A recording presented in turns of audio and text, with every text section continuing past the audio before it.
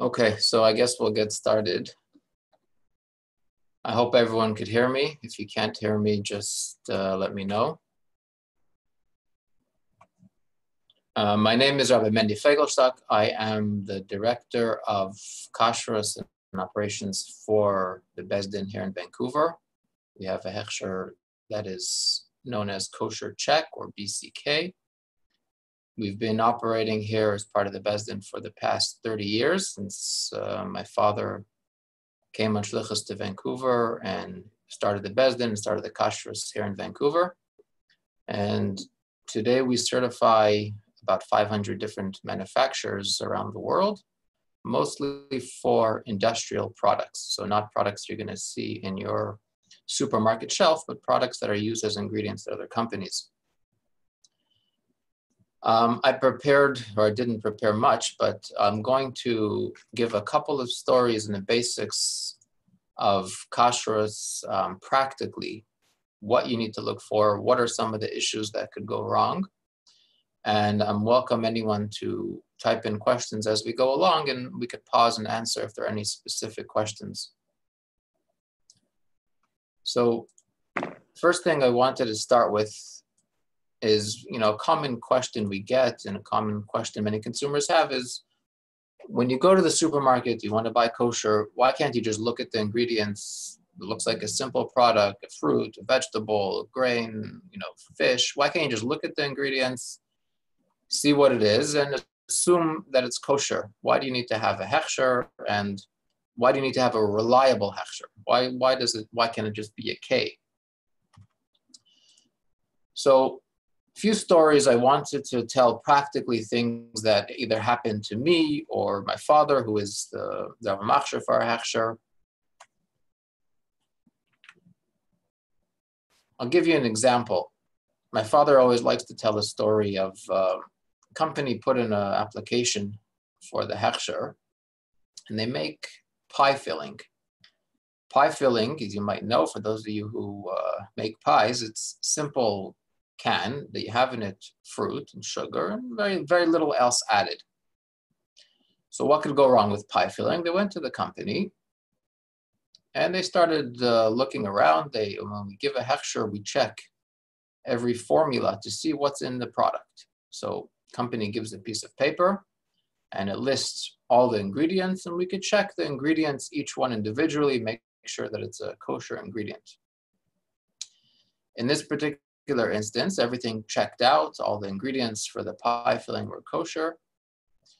And towards the end of the inspection, one of the rabbis says, 1 second, you're making an apple pie filling. What do you add to make sure that the apples don't turn brown? The formula didn't list anything.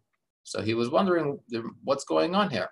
So the guy says, yeah, we have additives, what we call processing aids, but it's not an ingredient. It's something that we add a little bit of ascorbic acid, and we don't have to mention it on the ingredient label because it's not an ingredient. It's a processing aid.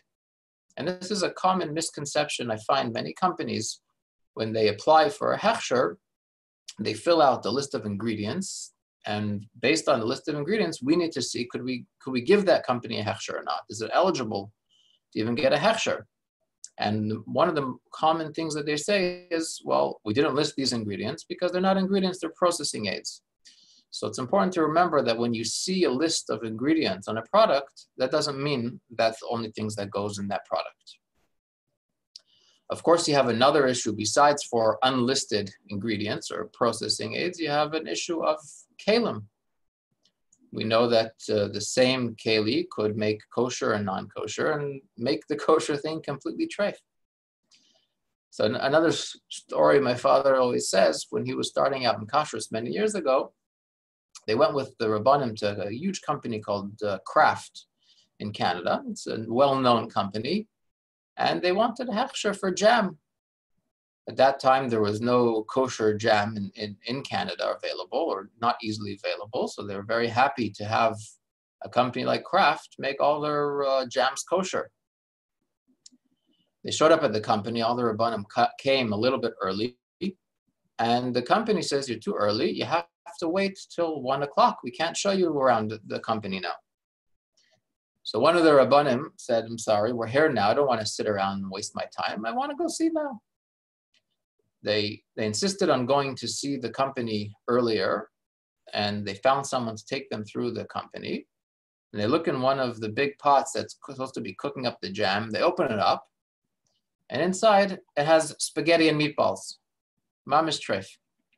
And they said, what's going on? You showed us to the wrong facility. We came to see jam. We have spaghetti and meatballs here.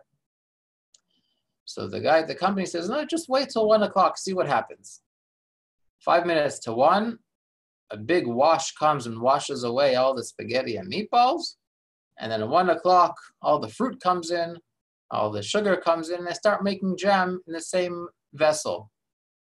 So it's important to remember, besides for ingredients that could be not kosher, you could have ingredients of just fruit and just sugar and just simple ingredients, but they could make treif mamish tarfus on the same line.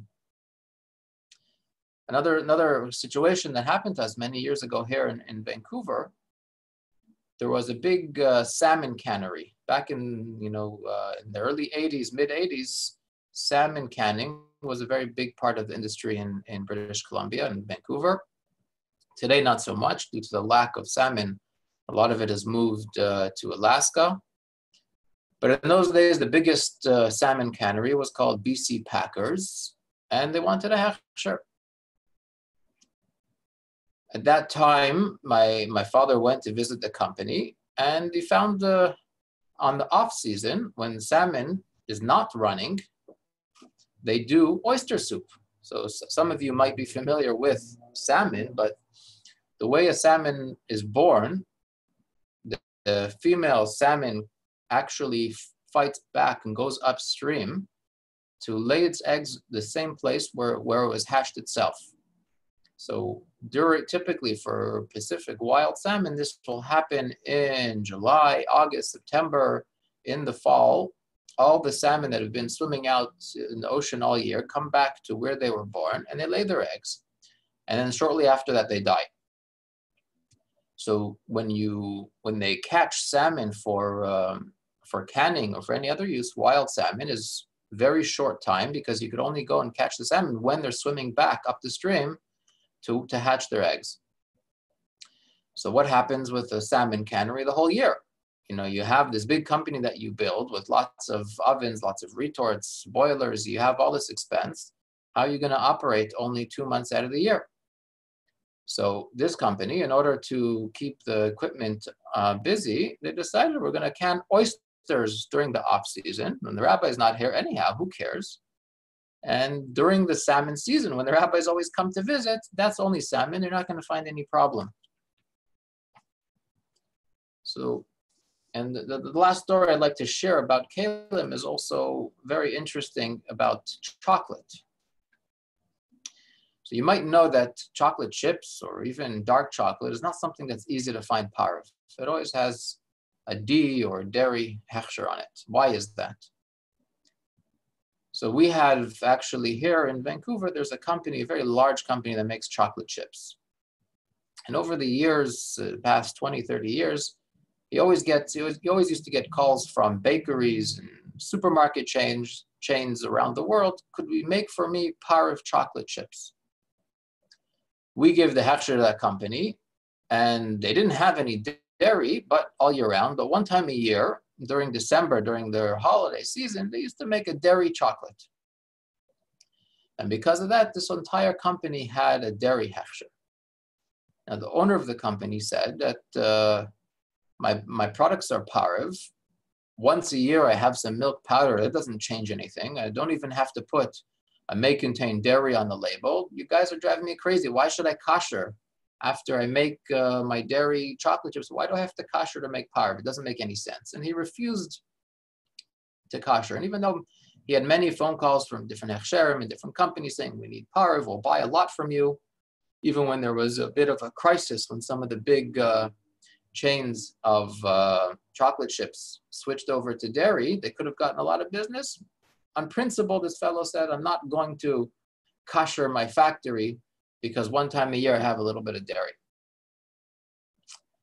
One day we get a call in the office from this company, and the company says, we want you to come and we want you to kosher so we could do parve chocolate chips. Now, my father heard this from this fellow and says, no, I have to go see the story. He was so adamant about not koshering and how it makes no sense. I have to go see what's going on. So my father went down to the company, and the owner tells him that we just got sued because a little child, unfortunately, died after having some of our chocolate. Now, this child had a very extreme allergy to milk products, and it must have been a little tiny bit of milk powder made its way into the regular line, and someone actually passed away from it. And he said, I see that the rules for kosher are serious enough. I want to put in a whole separate line, a whole separate room, and it's going to be just for parve. So since then, we have this company that has a whole separate line, completely separate, just to make chocolate chips. So he realized you can't just rely on the ingredients or what the laws say, but when it comes to kashrus, these rabbis are pretty serious. So when it comes to why can't you look at the ingredients, of course, you have ingredients that are not listed, processing aids, you have kalim issues, you could have products made in the off season, you could have many reasons why a product is not kosher, even though there's nothing obvious on the ingredient list that's not kosher. And it's important to remember this even in some industries where you think it's very simple. So a common question I get is, canned fruit, canned vegetables, I mean, you go in a supermarket, you see a can of fruit and sugar, or canned vegetables, sometimes just one ingredient, peas. What could go wrong? And so it's important to remember, and I've seen it. Number one, you have, if you ever look in the supermarket, you could have baked beans, you could have pork and beans in a can. So the equipment that makes these canned vegetables could very easily make actual tarfus in the same line. You know, when it comes to juice, we give a hechsher to a large company that in Canada, probably one of the biggest makers of fruit juices. In this company, they have a line for frozen vegetables, and they have a line for juices, pasteurized. So we give a hechsher only to the vegetables and not to the juice. And unfortunately, the juice line has another hechsher that's not reliable, they're willing to give him a hechsher. Why can't we give the hechsher to the juice, even if it's 100% juice? So one of the common issues that you have with juices is grape juice. We all know that grape juice has the halacha of yayin, of wine, and wine made by an akum is stam yainam. So this company that makes apple juice, orange juice, all kinds of fruit juices, they also have grape juice. Now, to make kosher grape juice is quite expensive. So I don't know how much people here are familiar with the halachas of yayin nesach and stam yainam, but according to Shulchan Aruch, grape juice is, if it's made by an akum, is considered stam yainam, or even worse, depending on the situation. And I can tell you how it could be worse, but let's assume that it's stam yainam. It's even aser bahana. And according to Shulchan Aruch, wine becomes wine once there is hamshacha. So what does that mean, once there's hamshacha? Hamshacha means once you have some juice flowing, this wine now becomes wine according to halacha. Now, there are some opinions that say that the wine doesn't become wine until you take out the skins, until you actually take out all the crushed skins and seeds from the wine pressing. But there are many opinions that wine becomes wine as soon as you have some juice. And this is very practical, because when you give a hechsher in a wine operation, you have to see where does it start to become called wine. So I'll give you an example. A large winery, they're going to get the grapes from the fields in these big half a ton or ton buckets filled with grapes. You can't hold it, of course. They have trucks and they have forklifts to lift these big baskets of grapes.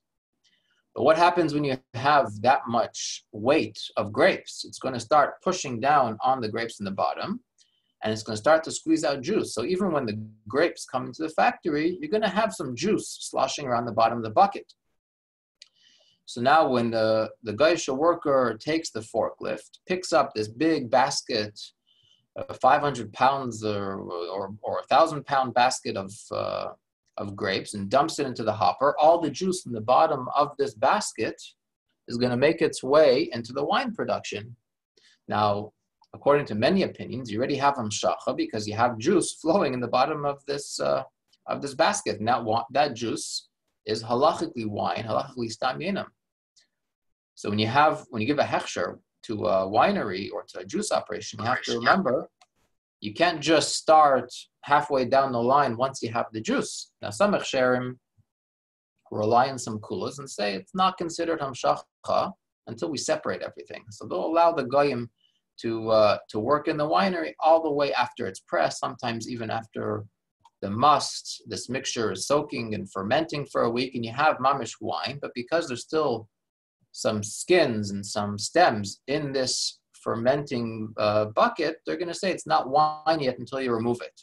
So it's one thing to remember when you buy kosher wine, you need to ask yourself, which kulas is this hechsher relying on? Is this appropriate for not a frum individual, but for a chassid and someone who holds to higher standards? Is this appropriate hechsher for wine, or is it a kula that I'm not comfortable relying on?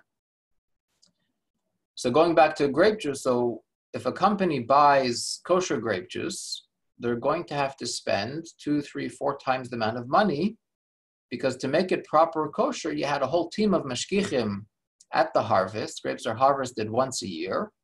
And so you have to have enough mashgichim to work around the clock 24/7 to make sure that none of the wine was touched by an akum or any of the equipment. None of the controls were turned on by someone who is not a yid. So of course this wine is going to cost multiple times the price of not kosher grape juice or not kosher wine. So going back to our case where we have a juice company, they wanted a hechsher on kosher apple juice or orange juice, but they're not willing to change all their formulas to only buy kosher wine, kosher grape juice for all of the grape juice. Now, grapes is very sweet, so I don't know if you ever looked at the ingredients on juice. Very common, if there's no hechsher, one of the good reasons is because it has grape juice added as a sweetener. They want to advertise no sugar added. What's the easiest way to get up the sweetness without adding sugar is to add grape juice. So you could write 100% juice, and you could have an apple, you could have any kind of fruit juice that's 100% juice, and it's common to add grape juice.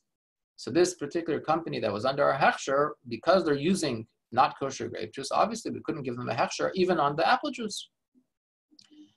Some hechsherim, some hechsherim which are known not to be very reliable, they either they don't care or they have a lamdisha kula that there is bittul involved because the equipment is cleaned after, whatever they want to rely on. But you'll see that a lot of juice, even apple juice, orange juice, out in the supermarket, you'll see a hechsher that's not reliable, and that's why, because the company is running not kosher grape juice on the same equipment. So when you're buying juice, remember that it's not just juice that you need to have the hechsher on. So now I want to maybe go into a bit of the basics.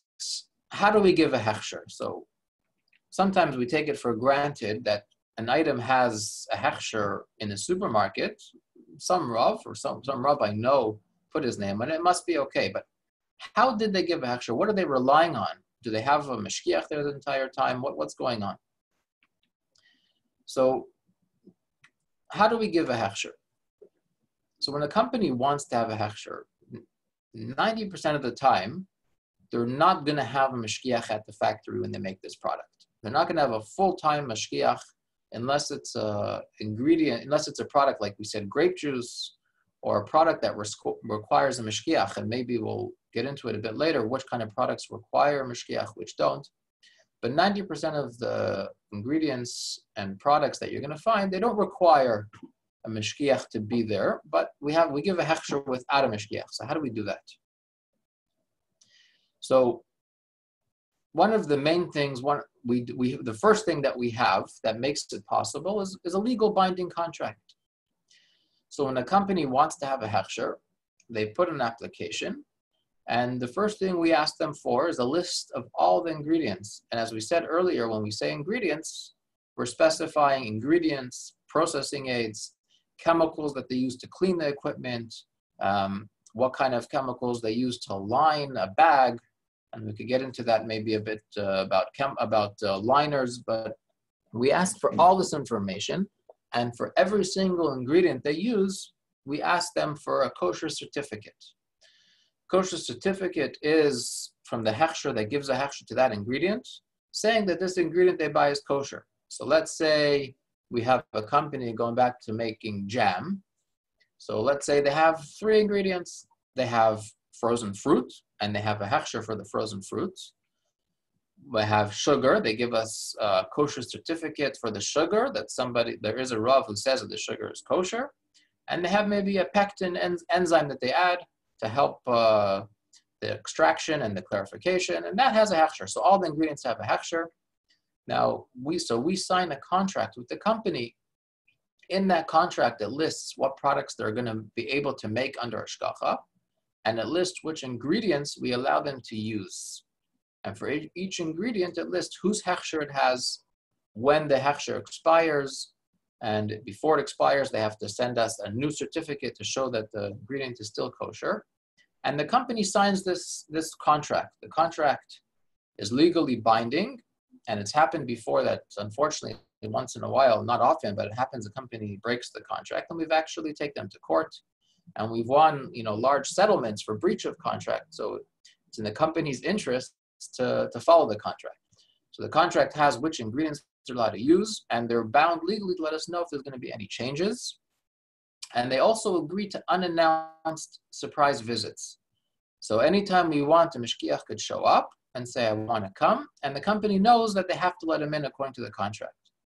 And this is very different from the government inspector. There's some people like to rely for chalavakum or for maybe other things that the government says that we have a law and the company's not going to break the law. So unfortunately, the government inspectors have to make an appointment. So the company knows when they're going to come. The company knows to get all their books in order.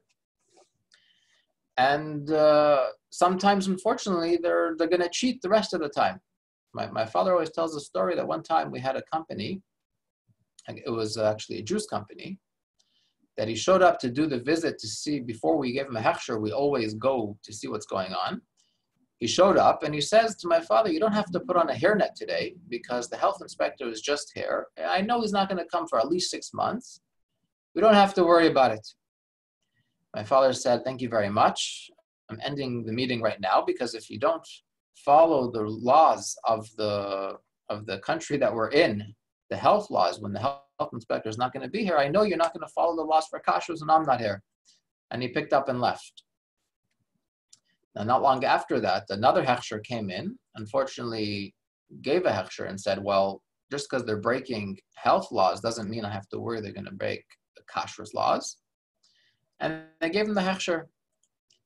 And they asked us, BC Kosher, because we were closer to this company, they asked us to do the regular inspections for them, just to make sure the regular unannounced visits, to make sure that they're following the laws. For a long time, we didn't find any issues. One time before the visit, my father was visiting the company, and he looked around outside. He always has a general policy before going into the company to look outside the company and to even look in the garbage bins outside the company. Unfortunately, a lot of times, that's where you're going to find problems. The company bought an ingredient that wasn't approved, and they get rid of the evidence outside in the garbage bin, and that way you'll never find it. So he always looks outside. And this time he's looking outside, he sees an empty drum of not kosher grape juice. So he had, obviously this is a red flag, and he had an idea that they're probably cheating. If there's an empty drum of grape juice outside, it didn't come out of nowhere. So my father came to the company, looked around everywhere, couldn't find any not kosher grape juice. And this company had a humongous freezer with hundreds and hundreds of these big drums of juice. So my father says, okay, today we're emptying out the entire freezer of juice. so we could see every single label. The company said, "You're Meshuggah, this freezer is humongous, it's going to take us all day to empty it." "No, I don't care, we're emptying it." And in the back of the freezer, hidden behind some drums, he found quite a number of not kosher grape juice. And obviously the company lost their hechsher. But it goes to show that a company that's going to flout rules, they're going to flout the kashrus rules also. So going back to the contract, so they're agreeing to unannounced visits, and this gives them the halachic concept of mirsus. Mirsus is that they're worried that any time the Yid could come. We have this halacha by yain nesach. If the barrel is sealed, of course, goy cannot make it yain nesach or stam yenam. If it's not sealed, it depends where it is. The halacha, those of you who do Rambam probably are more familiar with the halacha. If the guy is worried that any second the Jew's going to come into his cellar and going to see him touching his barrels, he's not going to touch it. Therefore, he has the halacha of mirsus, and we don't have to worry that he's going to go and make it treif by touching it. Practically, how this works is, today's the way it's done with the hechsher is not, we wouldn't allow unsealed barrels of wine, of course. But the halachic concept of mirsus, you could see that if the guy is worried that any time a yid could come by, he's going to be scared to cheat. So by signing this legal contract, this binding contract that has the penalty and also allows for unannounced visits, we have this concept of mirsus. But we still need, of course, to have a level of trust that the company is not the type of company who's dishonest to begin with. And I don't know if some of you remember, but a number of years ago, there was a news, the biggest producer of peanut butter shut down for many months because they had salmonella in the peanuts. Now, it turns out what happened there, this company that makes the roasted peanuts, they had a leak in the ceiling where it was getting wet, and the peanuts were getting wet and allowing all sort of bacteria to grow. And unfortunately, this caused salmonella to come. Now, the mishkiach who went there, they asked him, "Why didn't you say something?" The mishkiach said, "What do I care? There was a leak in the ceiling. It was dirty. They didn't have proper rodent traps to catch the rats, but nothing to do with kosher. I didn't say anything."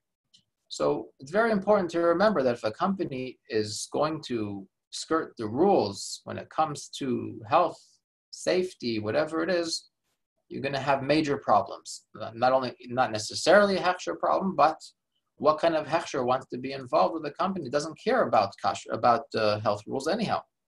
And if they're not going to care about health rules, most of the time they're not going to care about kashrus.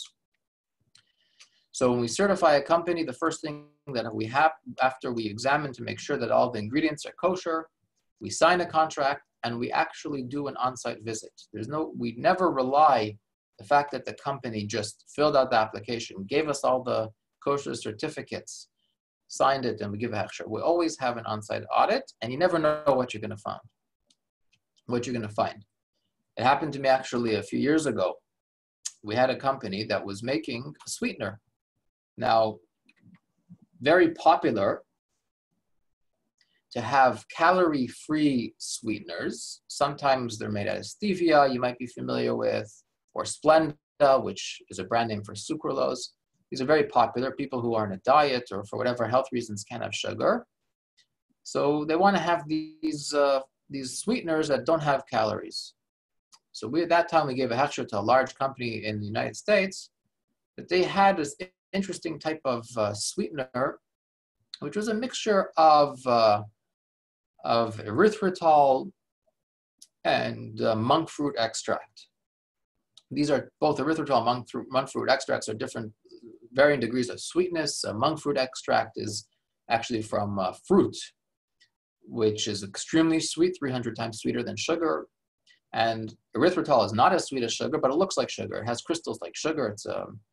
It's a wood sugar. So what this company would do is coat the erythritol with monk fruit, and then you have a monk fruit sugar that's not that expensive, looks like sugar, tastes sweet like sugar. So they wanted it to be packed in a company in China. This company in China makes these different types of sugars, and the sugars are made by putting this whatever chemicals in these huge vats, and the enzymes that convert these these grains or whatever into a sweetener. So obviously we're not going to give a hechsher without checking. So we go to this company in China. At that time, this company in China had a hechsher. They had a hechsher with another hechsher, but it's going to have our name on it. We're not just going to rely on the hechsher that they have. So we went to take a look. 3 of us went together, myself, my father, and the owner of the company who was going to make this sweetener. This company was a huge company. They had many buildings. It took us about 6 or 7 hours to look through, and they had golf carts to drive in between the buildings. It was such a long distance. But all the ingredients were kosher ingredients, very simple grains, very simple enzymes. And on the floor of the factory, when I was walking through, I see they had a little room off to the side, and the room was locked. There's a little window, and I could see in there was a palette of ingredients. Difficult to see exactly what the ingredient is. So I called the manager who was with us and said, open the door. Now, one of the ways that when a company wants to cheat, they put things behind a locked door, and they say that the guy who has the key is on lunch break, or he went home for the day, or he's on vacation. We can't open it, sorry. So to me, that immediately is a red flag. Whenever there's a locked door, and for whatever reason, the guy with the keys is unavailable. So I insisted. I said, we're not allowing this to go ahead until I see what's in that room. After insisting for 10 or 20 minutes, they finally get the guy who has the keys to come. He obviously wasn't that far away. They open the door, and we find a pallet of milk powder. Company says, well, we don't use milk powder, but we had a customer in Japan who wants us to run a test. And the test he wants us to run is to convert this milk powder into sugar that's a 0-calorie sugar. It's not something we do, just one time for a test.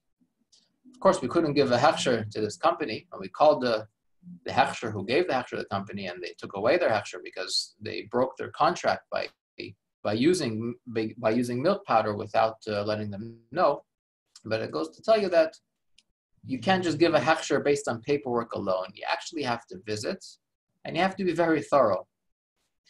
And so once we finish the initial visit, if everything is okay, we give a hechsher. And of course, we have surprise visits throughout the year. Now, depending on how complicated the product and the production is, that's how often we'll ask a mishgiach to show up.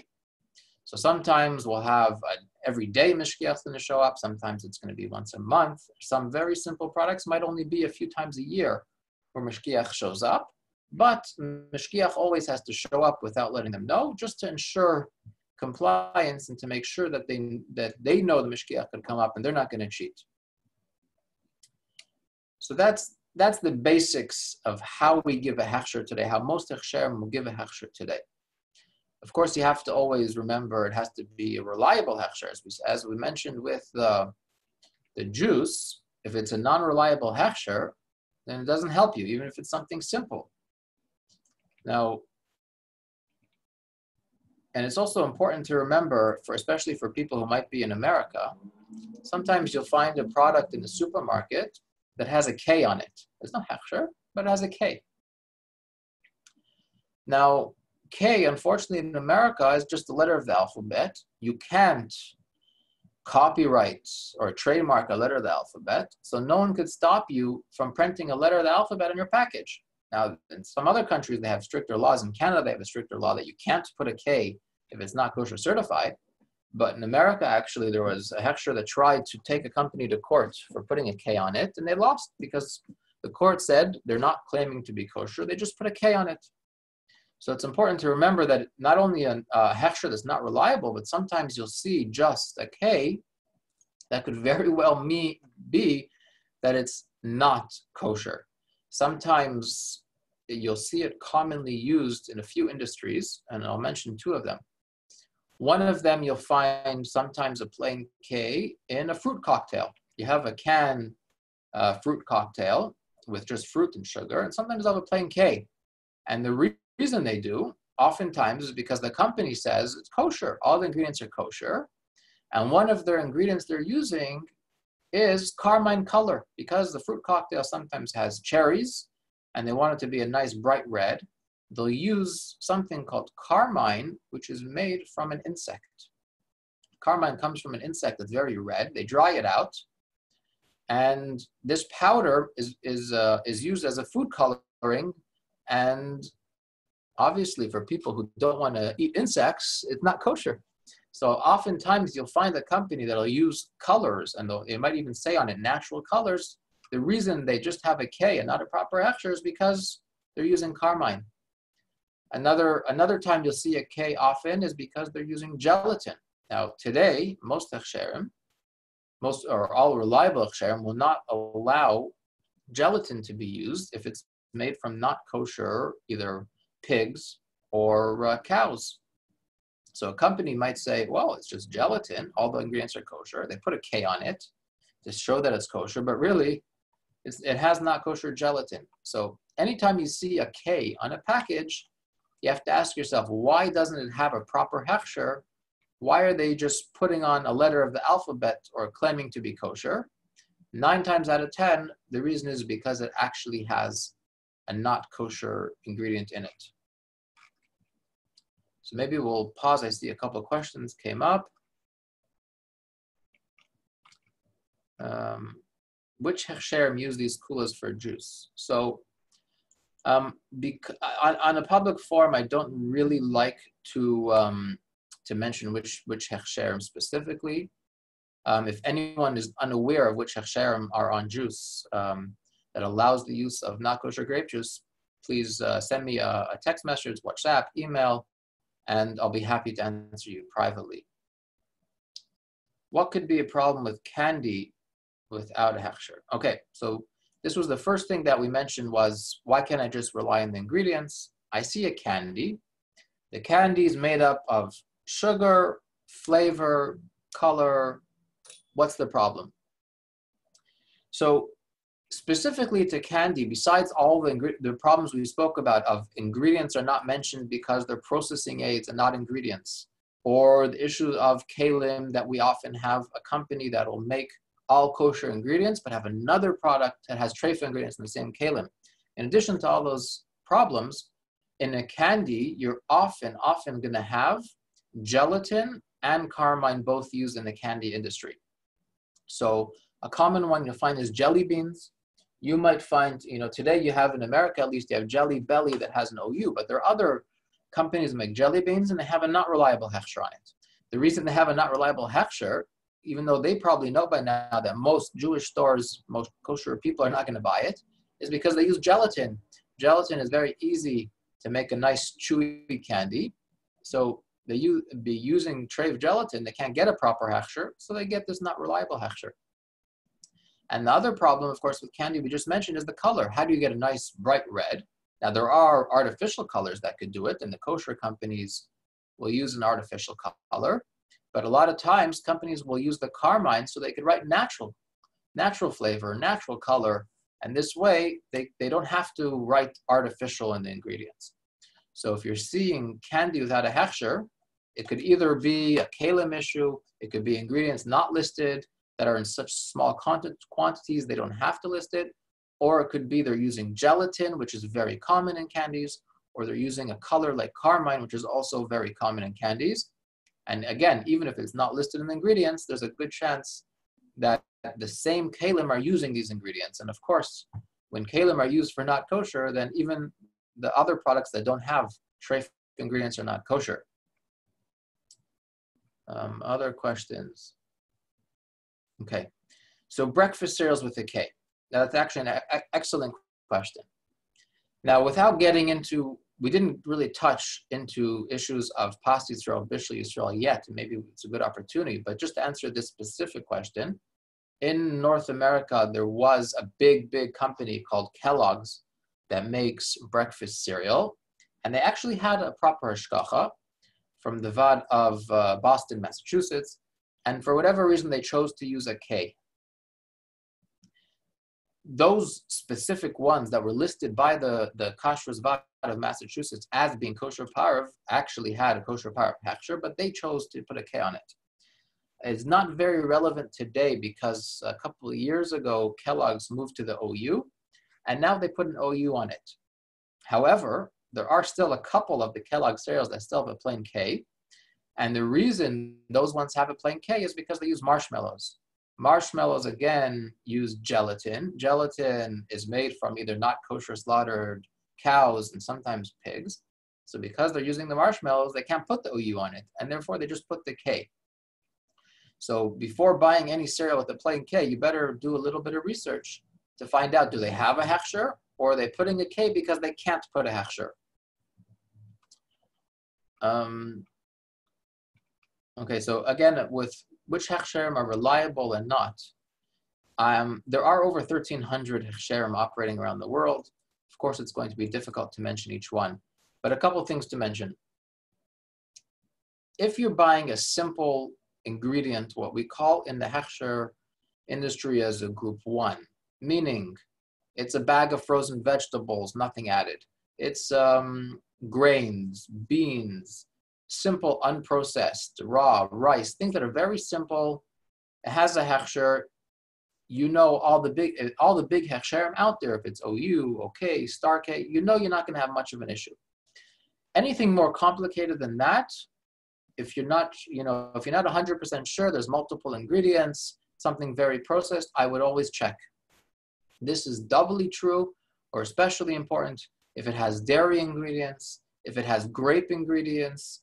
These are what we call kosher sensitive ingredients. Anytime there's an ingredient that is cheaper to buy, or a lot cheaper to buy not kosher, I would worry a lot.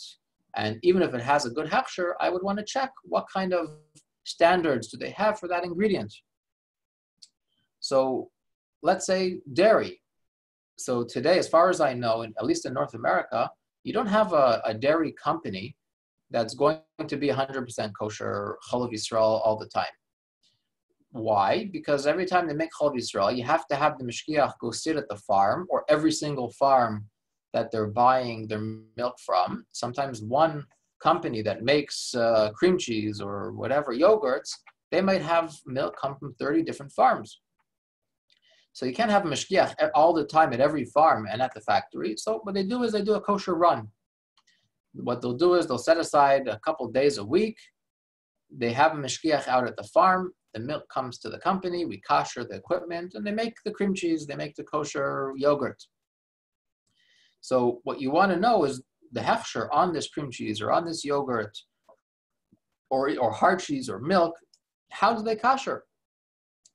Do they require waiting ben yomei? Those of you who learned the halachas of basar v'chalav and of taruves, you know that when you kosher with hagala, with boiling water, you need to wait 24 hours until you have neisen tam livgam, because if you put in hot water in a big vat which had not kosher milk, that flavor now makes all the water treif. So you have to wait until it's neisen tam livgam, and only then you could kosher. Now some Hechsherim will say, well, I can't ask the company to be shut down for 24 hours and do nothing, so I'll kosher twice. Or I'll make it pagum by adding some bleach or some chemicals. Now, there is room in Shulchan Aruch for these kulas, maybe shasat chak, maybe hefsim ruba. There are calculations where maybe it's appropriate to add something, a davar, a pagum to the water. But for a ben Torah, for a chassid, for her Lubavitcher who wants to go l'fnim asher sadin, you don't want to rely on these eter. So you want to know if you have an ingredient, a product that's dairy or has a dairy ingredient, you want to know, does this Hechsher allow koshering ein ben yomei? Also, what temperature? We know that you have to kosher for until it's ma'ila resicha, ma'ila ababois, when you have bubbles coming up. So at sea level, that's going to be around 212 Fahrenheit, 100 Celsius. But it's very difficult to get water that hot. Why? Because when water reaches that temperature, it starts dissipating into steam. So if you have a hot water boiler, even if it could boil to 100, by the time it comes over into the pot, it's down to 90 degrees Celsius, or less than 200 Fahrenheit. So you want to know, does this Hechsher insist on koshering at 212 or not? So these are what we call milk, or dairy is what we call a sensitive ingredient. I wouldn't buy dairy without checking with the Hechsher or checking with a Rav who's familiar in kashrus, who could check with the Hechsher, what standards did they use for kashering? Today you have another big issue, and now it was always an issue in Eretz Yisrael, but now it's becoming an issue in North America, is what standards do they have for Chol Yisrael? Do they have a mashgiach sitting at the milking, seeing the cow milked or not? We know that now we have issues of the coronavirus. A lot of companies don't want an outsider coming and potentially bringing the virus to their farm, so they're not going to allow a mashgiach. So what do? Unfortunately, or maybe a lack of options, maybe there's a reason why, but many Hechsheirim today are allowing video for Chol Yisrael. So until now in Eretz Yisrael, it was quite common, besides for maybe Rabbi Landau and Bedatz Eidei Charedis, all other Hechsheirim, they would allow a video in place of mashgiach all the time, because they couldn't have mashgiach in every single farm every day, including Shabbos, Yom Tov, and everything. So they would have one mashgiach go around to 20 farms, and they had a video camera, and they would rely on Chol Yisrael. Now there's truvas about it. Some Rabbanim hold it's okay, some not. In Eretz Yisrael, you have maybe an extra reason to allow it because the owners are Jewish, and it's just the workers who are not. But anyhow, until today, recently, this was not the case in America. And in America, Chol Yisrael had a mashgiach. But today, Hechsheirim are saying, well, if the farm is not going to let us in, milk is something that we can't just do without, so we're going to rely on video cameras. That's another question. When you see something that has a dairy ingredient, even if it's Chol Yisrael, or especially if it's not Chol Yisrael, you don't want to use it, but you want to check with the Hechsher or check with a Rav who's familiar with the Hechsher, what standards does that Hechsher have? And I would use that general rule for any complicated or sensitive ingredient, and if it's grape juice, I would use that, grape seed oil, anything that has to do with grape. There are many kulas that Hechsheirim use, and you want to know, does the company that I'm buying and their Hechsher, do they rely on some of these kulas that I'm not comfortable with? We touched on wine, of course. Wine, you have the kulas that I mentioned of, they won't call it wine until they remove the skins and the stems, which according to many opinions is wine long before that. Do you want to rely on that? Also, recently I was at a winery, a big kosher winery, and they have a viewing area where people could come, not inside the production, but on top, and there's windows, you could see the production, you could see the wine. Now, al pi Kabbalah, we know Re'iyas Akum is an issue. You don't want to make kiddush on wine that someone who's not Jewish sought. Unfortunately, with this company, there's no way to control that if it's open to all visitors. So almost all the wine coming out of that winery could potentially have issues of Re'iyas Akum. You don't want to use it for kiddush.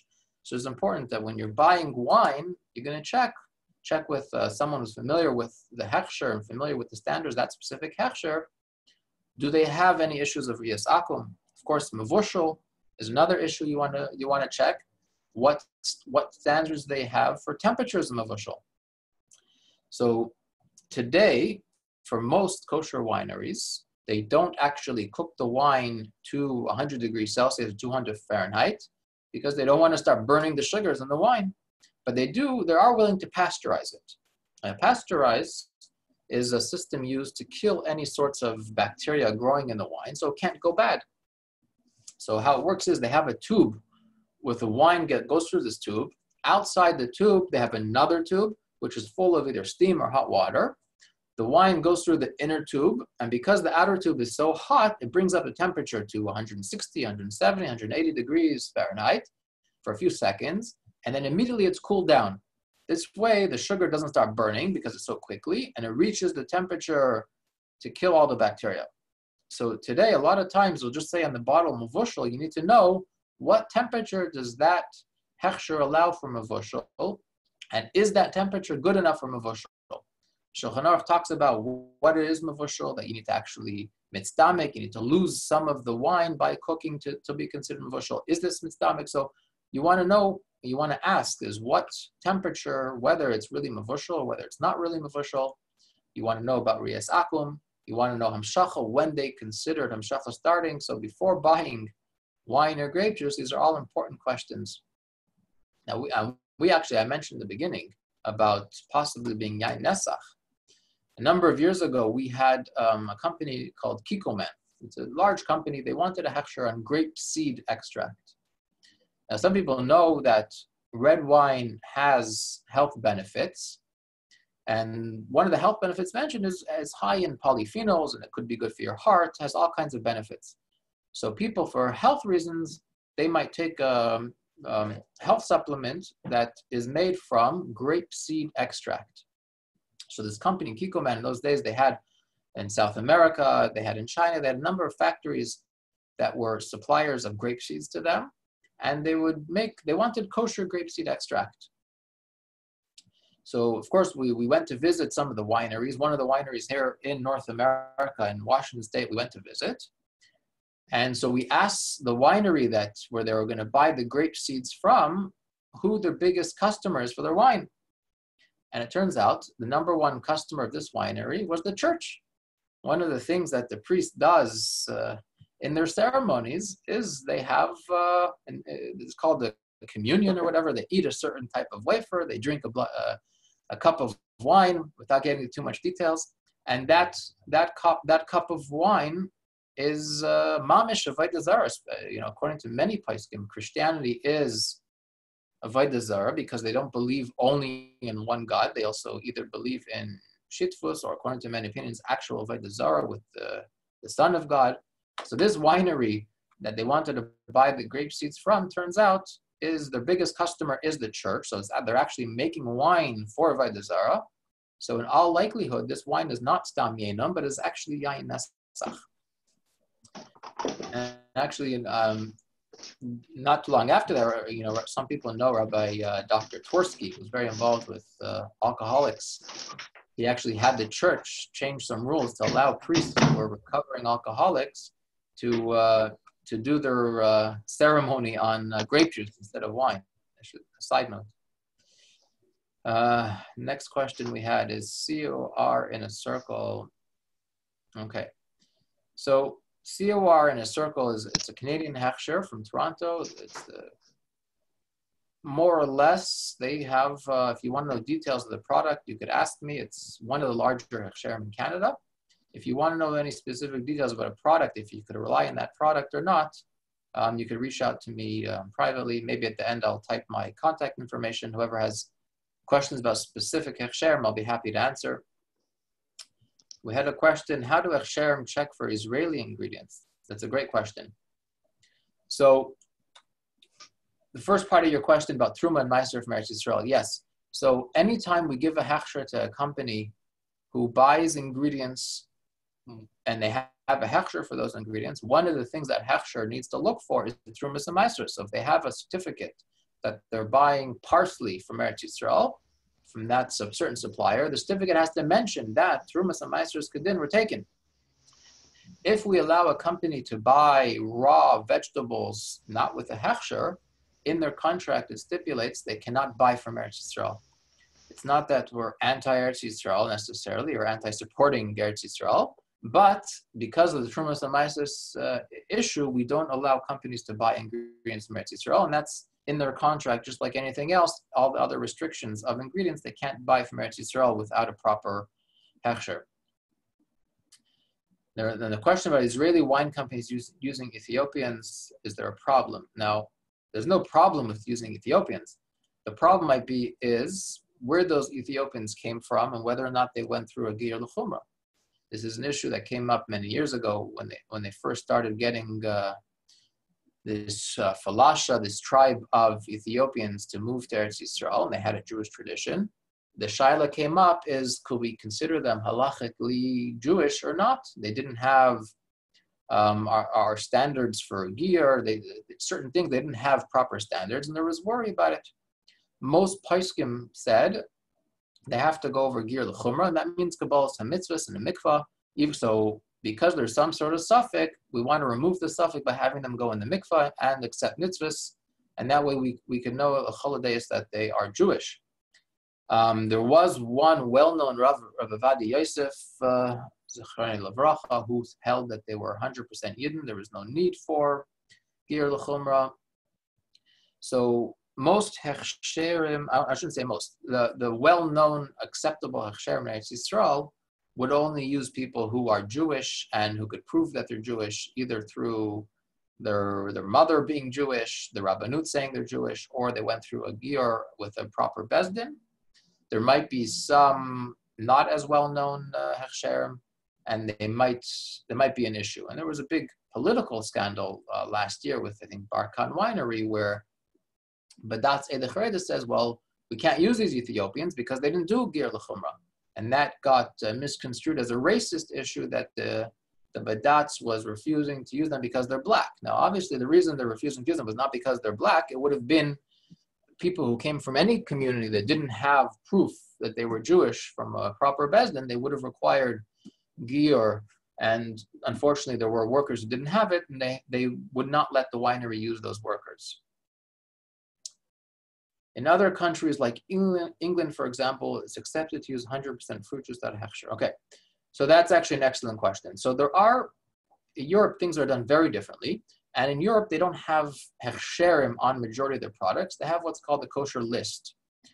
And the Bezdin or the Vad of each city will investigate products in their area, what's available in the supermarket, and they'll either recommend it or not. One of the things that most European hechsherim allow as recommended is 100% fruit juice. Now, it's important to remember the reason they're recommending it is because they don't have kosher fruit juice available, and they're relying on bittul most of the time. So what they're saying is, the company making this apple juice, number one, they say it's not necessarily for sure they're going to make grape juice in the same line. And number two, even if they do, they're relying on bittul, that the amount of grape juice in the pipe and in the water and in the next juice going on is going to be less than 1 in 6. And typically we know those who learned halachas of bittul, you require shishim for most things, but for wine, it's echad b'shisha, 1 in 6. So they'll say that it's bittul. Now, you do have an issue of ein mevatlin isur l'chatchila. We don't allow a company that has a hechsher to purposely go and be mevatlin isur without kashering. But because they're not necessarily in Europe, they're not doing it for the kosher consumer, and they don't have availability of kosher, so most hechsherim in Europe will say it's okay to buy juice. This does not mean that companies in Europe don't do grape juice on the same line. It's very possible they do, and they're relying on those kulas. So if you're living in Europe and you want to rely on those, I would suggest you speak to the hechsher that put out the list to ask them, does that company do grape? Are they allowing it because they're basing it on bittul? Does the company have any not kosher at all? Or do they check to make sure that the company doesn't have any not kosher? Sometimes in Europe, they actually have a shgacha and they have a mishkiach, but they still don't put a hechsher on it. So you always need to check in Europe whether are they recommending it or are they approving it? And sometimes they have a different lashon. If it has a hechsher and a mishkiach, they say it's kosher approved.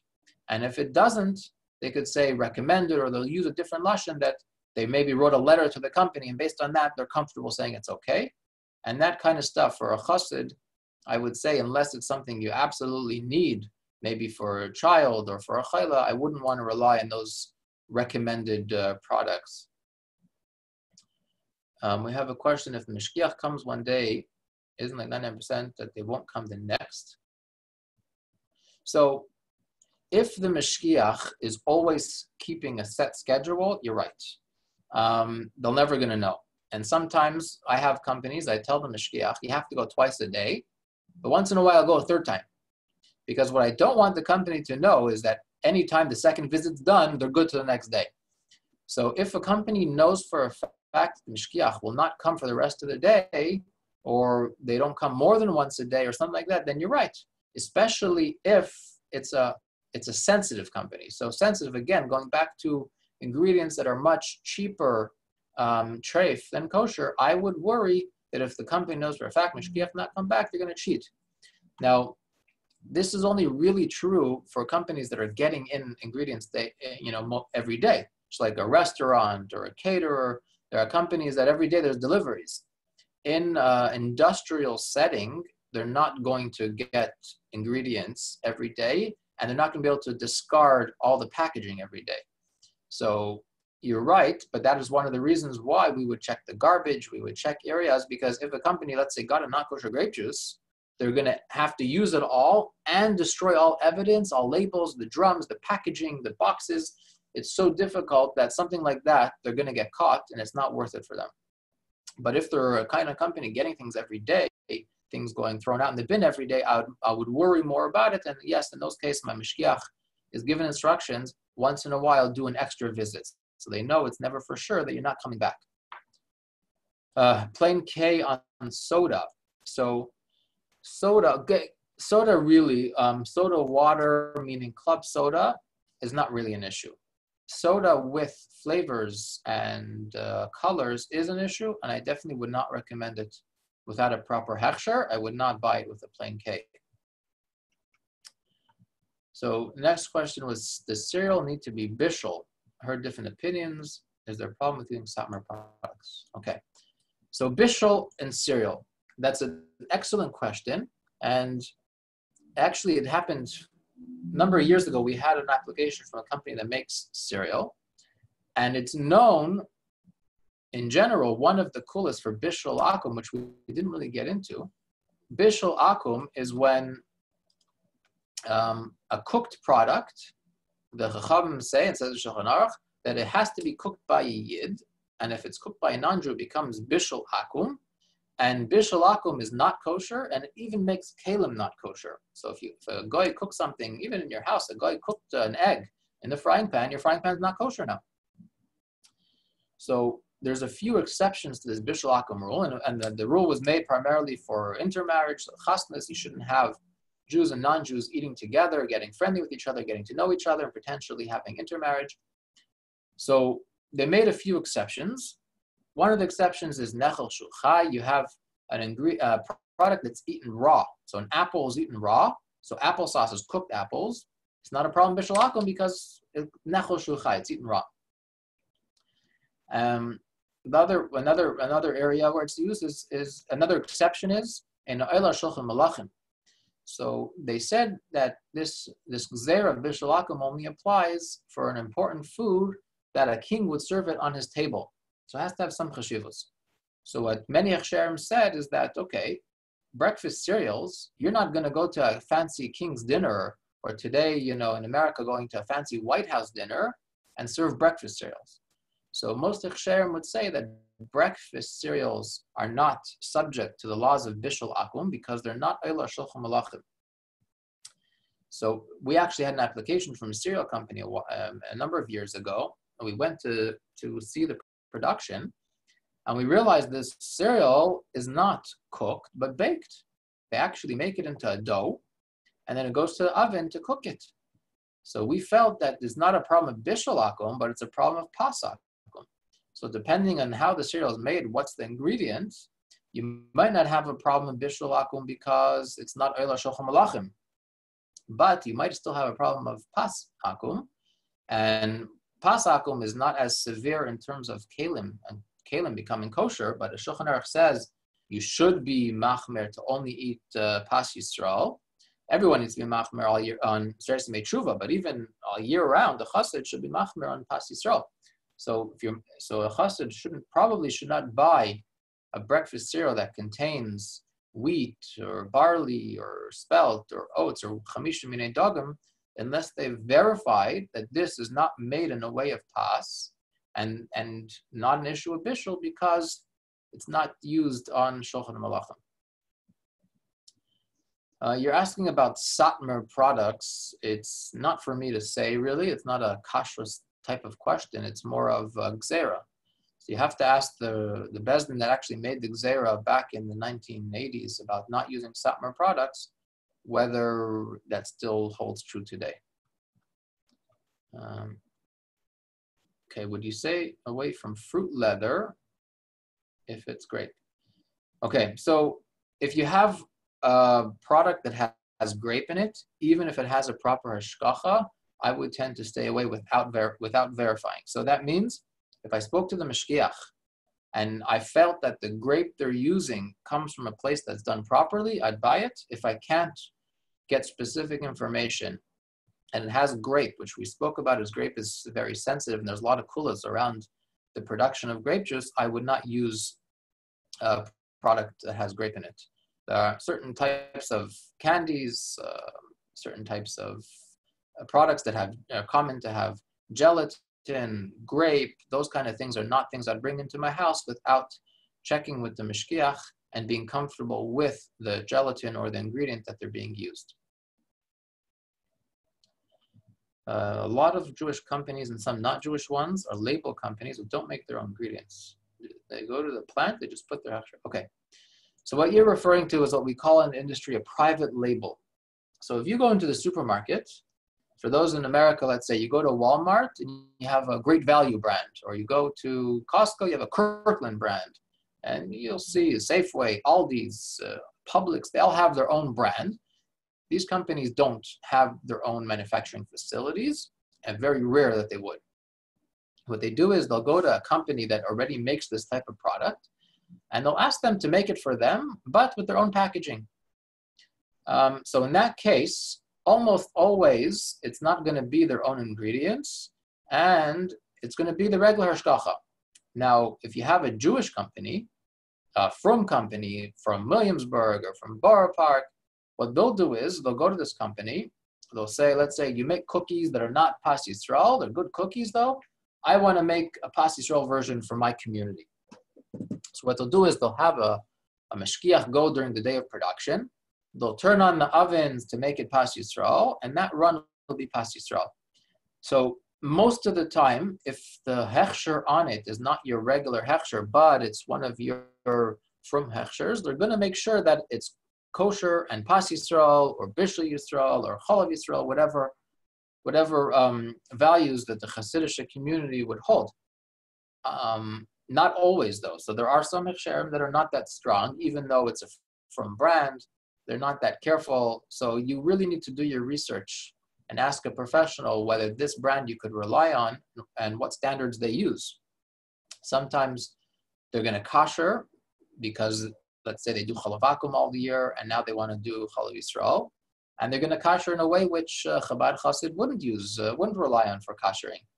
Or they're going to do pas Yisrael, but they're going to rely on a glow plug. So what is pas Yisrael? So we didn't really get into that yet, but bread, that needs to be pas Yisrael. How do you make it pas Yisrael in a commercial setting?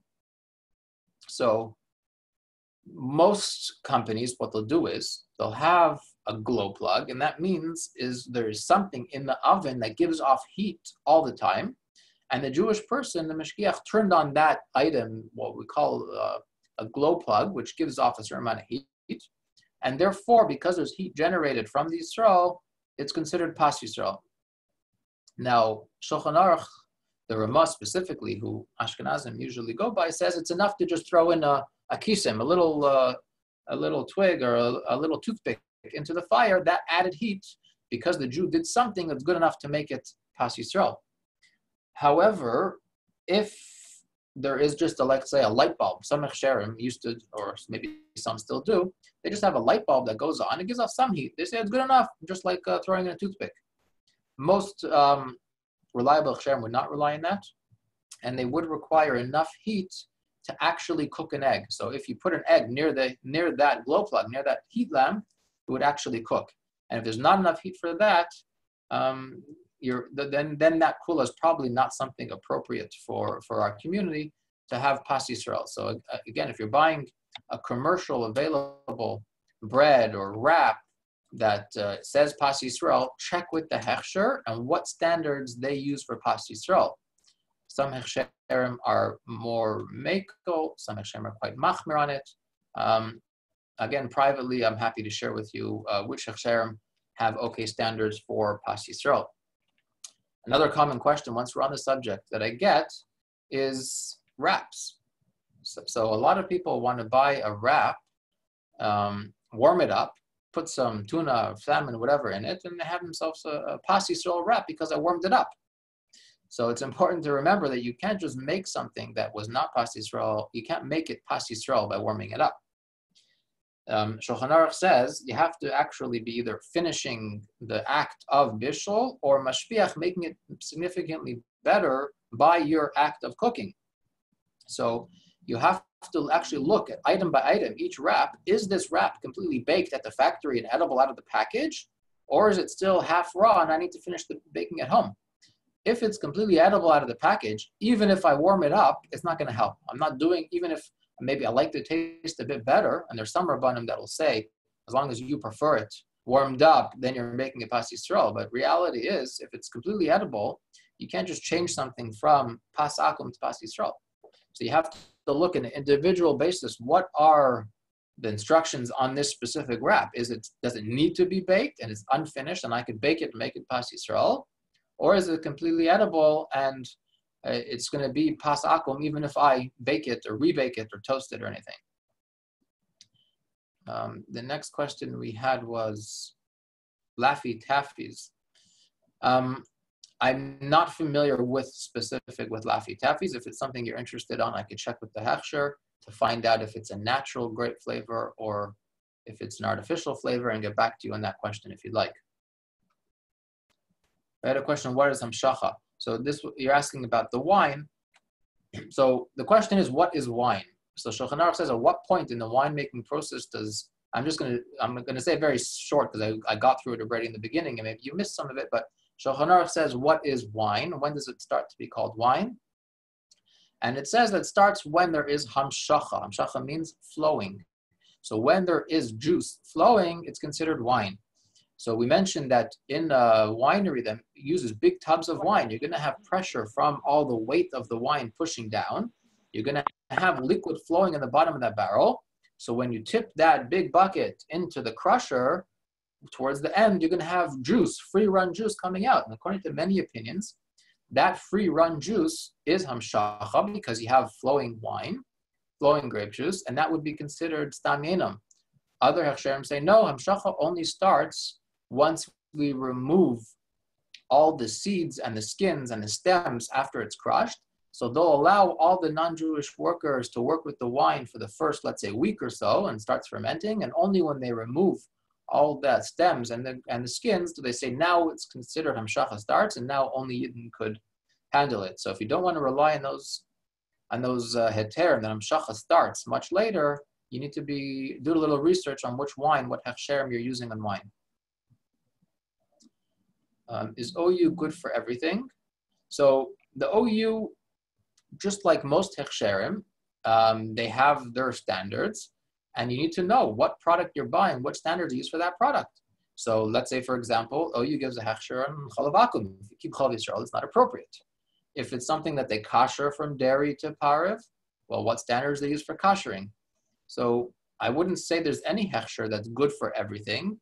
I would say if it's not a very simple item and there's multiple ingredients involved, complicated ingredients, kashering involved, you want to check someone who's in the kashrus field, that specific item, is that something they recommend?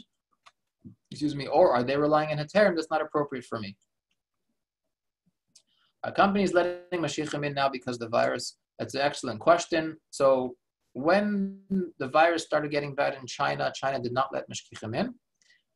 Europe followed not long after, not letting mashgichim in. In North America, depends on the market. Where we are, they are letting mashgichim as long as they wear a mask and sign a health declaration and didn't come into contact with sick people. So what do we do now with inspections? So what we did was we evaluated each company specifically on its own. Is this company been kosher for a while? Have they ever had problems? Do they have problematic ingredients? If it's a company that could easily have problems, then we will not continue certifying if they're not letting the mashgiach in. If it's a simple company that never had problems, mashgiach never found an issue, we allow temporarily until they're allowing mashgiachim again to do a virtual inspection. And that means we have someone at the company on Zoom or on FaceTime or on WhatsApp go around with the mashgiach on the other end of the video. Mashgiach says, show me this area, show me the ingredients, show me the storage, and doing it that way. It's a temporary measure, of course. It's not ideal, and this is only used for companies that are not complicated, and obviously not kashering, not doing chalav Yisrael or anything like that, but very simple companies who've never had issues, we're temporarily allowing virtual inspections, and almost all other hechsherim are as well. Can you please explain kashering at 212? Companies that don't kasher because the machine can't handle. So, yeah, so koshering at 212 is you need to kosher at a level where you're boiling water. Now, boiling water at sea level is 212. The main thing is you have to actually see the bubbles coming up, and you have to know the area where you are, what temperature that's going to happen. There are some companies that cannot reach 212, yes, because they don't have a steam, they don't have a way of getting hot enough. The gaskets might start blowing out of the equipment, so you have to do a little bit of research. And the dairy industry was common for Chalav Yisrael back in the 70s, 80s, maybe even 90s, not to kosher at 212. A few companies came out and advertised that we are doing 212. Since then, many of the companies made sure to upgrade equipment. They didn't want to be left out in that 212 revolution. But yes, it is something you want to ask. What is that Hechsheirim doing if they can? Sometimes they're going to use kulas and say that kabbaleh kach poltai, as long as we're hitting a temperature hotter than the normal. So you do want to ask and do a little bit of research. We have a question about vitamin supplements. In general, if it's not your doctor prescribing a vitamin supplement for a chayla, these have same halach as any other food. You need to have a proper hechsher. So if you're buying vitamins, almost all vitamins need a proper hechsher, and a lot of them are made in a way that could be problematic. So you want to only buy vitamins with a hechsher. Of course, if you're sick or your child is sick and the doctor says it's necessary for him to take a certain vitamin, don't compromise your health, because at that time you're talking about pikuach nefesh, shafik pikuach nefesh. You don't want to put your health in danger. So if you have a situation where a doctor is recommending and you don't have availability of kosher vitamins, please speak to your Rav. Why are schools here in Kranais using cereals with cornflakes, rice checks, Cheerios from Malta Meal and General Mills? So that's an excellent question for your school. Now, some of those cereals you mentioned are not really problematic. So if it's corn or rice-based cereal, now it's not an issue of Pas Yisrael. The issue of Bishul Yisrael we mentioned really is not really an issue because the way it's not Eilah Shel Malachim. However, there are definitely Chassidim and many people are machmer that if that min is Eilah Shel Malachim, so let's say rice or corn is Eilah Shel Malachim, then even if the breakfast cereal is not Eilah Shel Malachim, it's still Bishul Akum, because rice is served at a fancy dinner or on a king's table. So that is an excellent question. You could speak to the Nahala of your children's yeshiva. Why are they not using something that is Bishul Yisrael, even though maybe Meikar Din is not needed? That might be an appropriate chumrah for Chassidim. Could be also it's a monetary issue, they can't afford it, but I am sure if you offered to pay the difference, they'd be happy to switch. Is fish considered nechal shulchai? So we didn't really speak a lot about fish. According to most Hechsheirim, most Rabbanim, fish is not considered nechal shulchai. It'll go by the majority of people in that area. So a good example is mushrooms. In North America, mushrooms are often eaten raw. People will put it in a salad. It is common. I would say most Hechsheirim will say mushrooms are eaten raw, so cooked mushrooms is not a problem. We have the opposite issue of chickpeas. In America, I would say chickpeas are not Eilah Shel Malachim, and in Eretz Yisrael they are. So you have to look at each individual item. So getting back to sushi, because it's not, even though there are many people who eat sushi, because it's not exactly that common, and especially sushi is only a specific type of fish. It needs to be prepared a certain way. It can't just be any raw fish you just eat because it has all kinds of bacteria growing in it. So it has to be a certain type of fresh fish, one that's commonly eaten as sushi. And there's so many variables that I would say as a general rule, we wouldn't consider fish to be nechal shulchai. Now fish, it's important to also remember, fish needs a very good hashgacha. And it happened actually in Montreal not that long ago. There's a store in Montreal called IGA in the Jewish community, and they have an extensive kosher section. And next to the kosher section, they have a fish section. And many of the frum people would buy fish and just wash it off, just in case they cut it with a non-kosher knife. They just wash it off. And it turns out that IGA was selling, I think, a cod. It was a white fish labeled as cod. And the Rabbanim did a little research and found out there's actually, I think, a type of catfish. It was actually a not kosher fish that they were labeling as cod, and Jewish people were buying it thinking that it's kosher. So it's important to remember that over 30% of fish in North America is mislabeled. So just because a company says it's salmon, tuna, cod, whitefish, it doesn't mean anything. And you can only buy fish if it has simonim of a kosher fish. So raw fish that has kaskastim, it has scales that are removable, is kosher. If it doesn't have skin and doesn't have scales that you could see, I would not recommend buying any sort of raw fish because you cannot know that it was a kosher fish. And some Hechsheirim do use kulas when it comes to salmon, and they say that because salmon is red, it doesn't need to have simonim, and you could just assume that a red fish is kosher.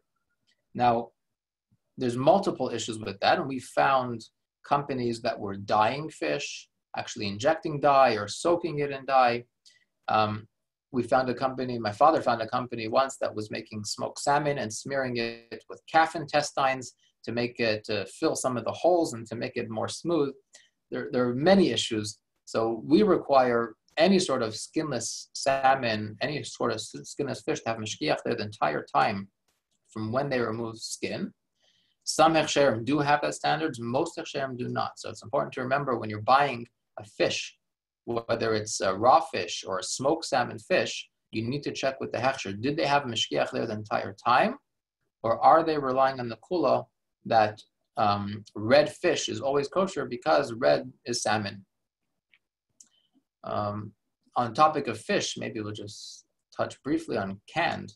We spoke about Bishul, we spoke about fish. So canned salmon, canned tuna, you have to remember a lot of the Hechsheirim out there would allow them to operate without a mashgiach tamidi, even though there's no way to verify the simonim of each fish. They just say, well, they're only doing tuna or they're only doing salmon. Number two, the mashgiach is not lighting the fire. Most factories, let's say in Alaska, there is no mashgiach. They're very remote. Most canned salmon out there doesn't have a mashgiach lighting the fire. It's not Bishul Yisrael. So for a chassid, someone who's makbid and Bishul Yisrael, you have to remember they are using kulas for canned salmon or canned tuna to say that because they're cooking it from steam, it's not really bishul like it speaks about in Shulchan Aruch. And so those are kulas that I think are not really appropriate for a chassid to rely on. So canned salmon, canned tuna, you want to make sure it's Bishul Yisrael and has a mashgiach there the entire time. There's another question about Satmar, and if you want privately to ask me, I could. I don't like to give comments about specific Hechsheirim. I will post my contact information before we're done. Which flavors are fine in 7-Eleven? I am assuming you're talking about Slurpees. So I would not recommend relying on any of these lists that lists which flavors are okay, because then you're relying on the non-Jewish worker that the flavor is using is actually the kosher flavor.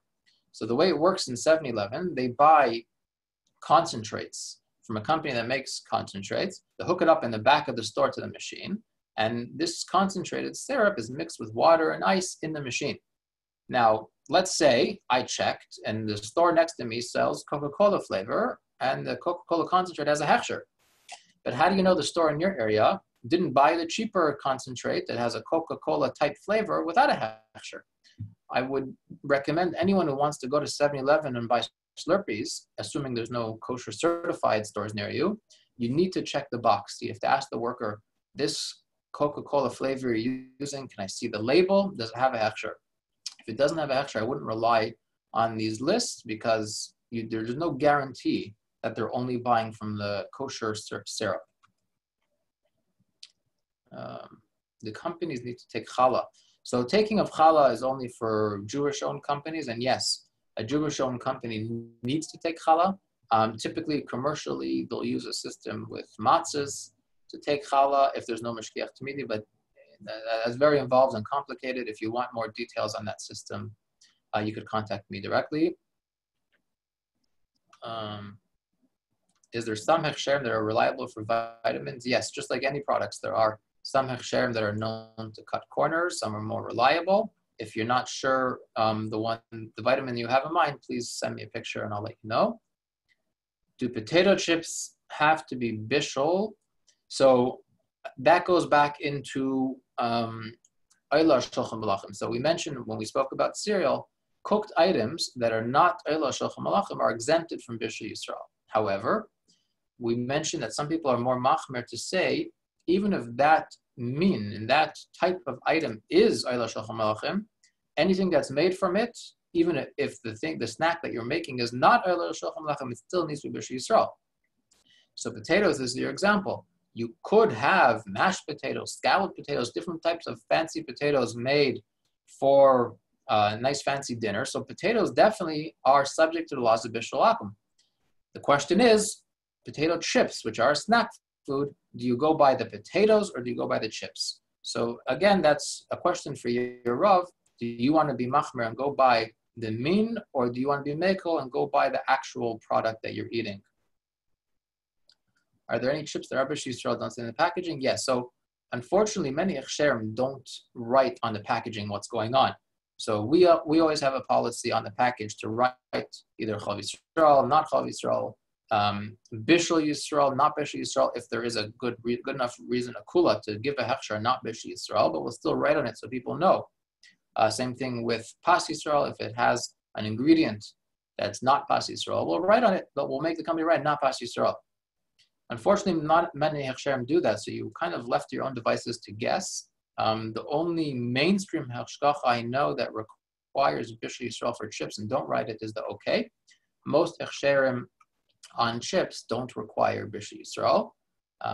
So if it's a Hechsher from a Frum brand, most probably they did require, but you should still check. I wouldn't assume. If it's a mainstream Hechshgacha like OU, Star K, Chav K, most probably it's not Bishul Yisrael, but again, you could check just in case it is. If it's okay, then if it's potato chips, most probably it is Bishul Yisrael. Any difference in kettle cooked, baked, regular chips? There are maybe slight differences. Kettle cooked and regular are both deep fried in oil. Just the way they're done is slightly different.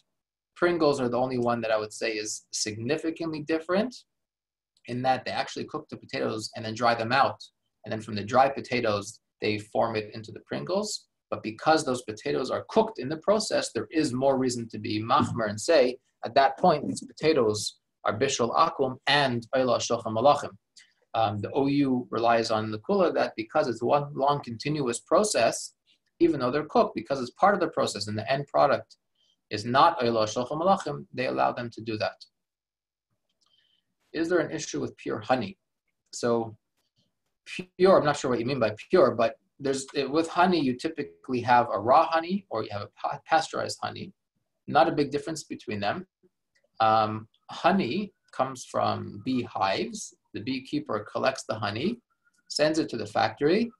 The factory will typically spin the hives or the honey to get the pieces out, and then they'll heat it up in order to get it to flow, because cold honey doesn't like to flow very well. They'll heat it up and pack it. So raw, pure honey is heated. You do want to make sure that the company that does it doesn't do other types of either flavored honey. There are honeys that they add different flavors, or royal jelly. There are companies that do related product to honey, which is a type of jelly excreted by the queen bee, and people eat it mostly for health reasons. And if they're heating it up in the same equipment, you have a problem. So with pure raw honey or pasteurized honey, you do want to make sure it has either a proper hechsher, or you've checked that that company only does raw honey and don't do anything else. I had written in some notes to maybe talk about Starbucks, but it's running late. So how about we'll just give a brief summary of Starbucks, because someone asked about it. So what's wrong with going to Starbucks and having a coffee? I am assuming the audience here is Makbid and Chav Yisrael. So Starbucks, they have a few different types of products. Espresso, Frappuccino, Americano, any item made from an espresso. You're taking ground coffee, which ground coffee is always kosher because they're never going to roast coffee beans on other an equipment that handles anything else. So you're taking ground coffee, they're putting it in a little metal cup, they're sticking that into the machine. This machine makes steam, heats up water with the steam, and pushes, with a high pressure, pushes the water through the coffee beans to get a high extraction and nice espresso. The same machine, of course, also steams milk. It makes steam. It has a little wand coming out of the side. They'll put milk in a cup, steam it up, froth it up, and mix it to make different drinks. So anything made in that equipment, that piece of machinery, is right off the bat chalav vacuum. Even if all the milk is kosher, all the non-dairy milks they use, everything in that machine is kosher, right off the bat, anything made in that machine, whether it's frappuccino, whether it's Americano, anything else is going to be chalav vacuum. Now, we have additional problem, and that is many Starbucks actually serve treif. They serve bacon, they serve meat, they have different sandwiches that you could buy. Now, let's say they warm it up in the oven and they serve it, but at the end of the day, or whatever, multiple times a day, they need to clean up.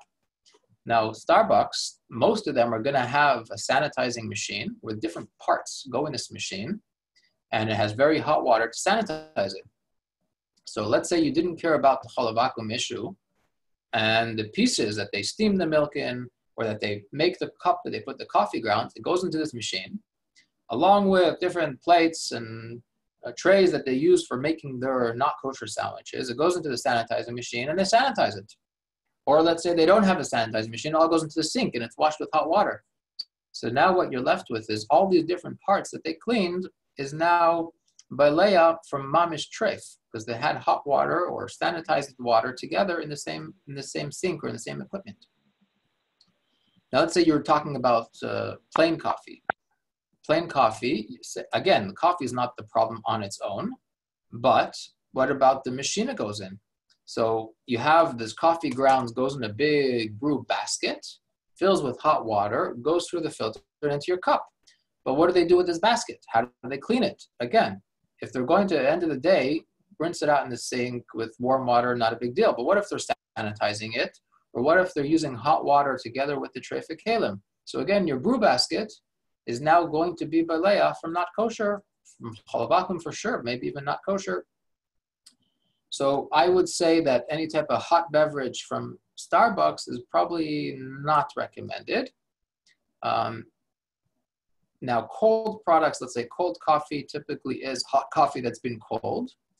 If they're doing a cold brew, perhaps that's the only room to be makel is by a cold brew, because the equipment is always cold. You might have an issue of it sits in the equipment for more than 24 hours, and then you might want to be machmar on that, even though it's nice and tam l'shvach and nice and tam l'fgam after 24 hours. There's still reason to be machmir on that, but if you had to have anything in Starbucks, the only thing that I could see that is not directly balea from tarfus would be a cold brew.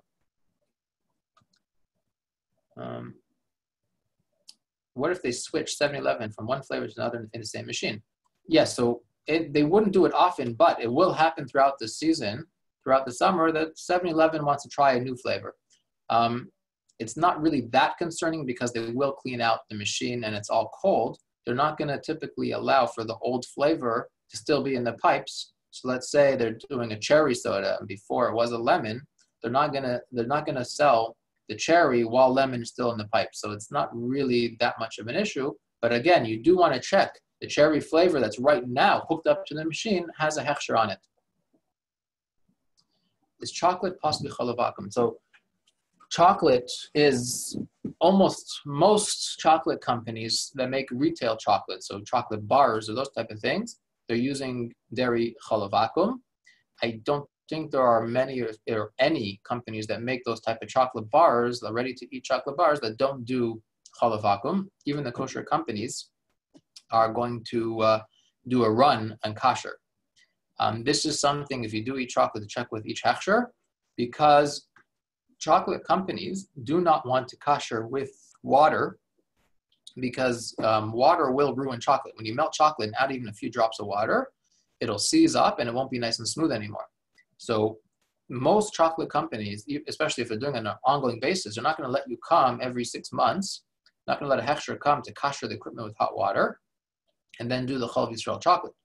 So if you are buying chocolate, you do want to check with the Hechsher that how did they kasher. One of the coolest that people do is they kasher with something called cocoa butter. Cocoa butter is the fat from the chocolates. When you make chocolate, you have the big cocoa pod. Inside there's a bunch of these cocoa beans or seeds or nibs. They take those out, let it ferment a bit with the flesh, and then it's ground up, and then you could separate it. You could separate those individual cocoa nibs into cocoa powder and cocoa butter. Cocoa powder, we all know, is cocoa butter is the fat content of these seeds.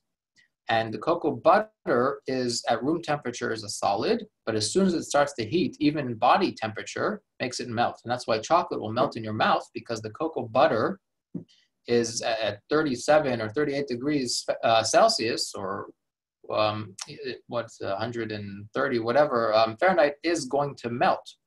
So if they're koshering with cocoa butter, the question is that considered water or not? So there are kulas given that you're allowed to kasher with other juices.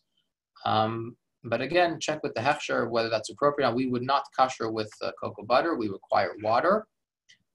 We've only done it a few times because a company that kashers with water has to wait probably a few weeks to make sure all the water has evaporated before they start production. Is there any problem with getting coffee in rest stops, airplanes? So there are two different questions, rest stops and airplanes. Airplanes, I would say, is a big problem because they brew the coffee in equipment that's almost always kashered or washed in a dishwasher that handles treif, mamish treif. I would not, the stewardess goes and makes the coffee in the glass pot and walks around, or the plastic pitcher walks around to pour. That pitcher, that pot, wherever they land, is going to into a dishwasher that handles tarfus as well. Rest stops, it depends. So like Starbucks, we mentioned there's the chalavakum issue and then there's the treif issue. Treif issue might not happen in a rest stop if all they make is coffee in that stand, but you have the chalavakum issue. So then you have to do a little bit of research. How do they make their coffee? How do they clean their equipment? If they have a machine that's completely self-contained and nothing has to get washed separately, maybe it's okay. But if they have pieces of equipment that have to be washed, they need to find out, are they washed separately from the pieces that might do steam the milk or do the espresso or not? So it all depends on the situation.